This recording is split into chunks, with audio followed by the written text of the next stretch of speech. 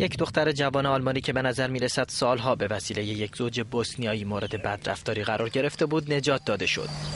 زن و شوهری که این دختر 19 ساله را از 8 سال قبل پیش خود نگه داشتند متهم به بدرفتاری با او و شکنجه او هستند. یکی از همسایگان این زوج که پلیس را از این موضوع مطلع کرده است میگوید من دیگر نمیتوانستم شاهد این وضعیت باشم. من نگران این دختر بودم که به او غذایی داده نمیشد و او را کتک میزدند، در حالی که همه کارها به عهده این دختر بود.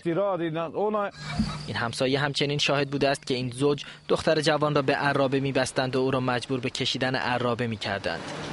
سخنگوی دادستانی محلی میگوید درباره نقش مادر این دختر همچنان تحقیقات ادامه دارد.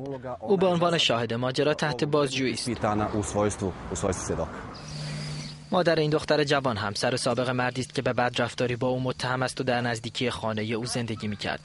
این زن به خبرنگارانی که برای تهیه گزارش به محل زندگیش رفته بودند اجازه فیلم برداری نداد. Nein. Gehen.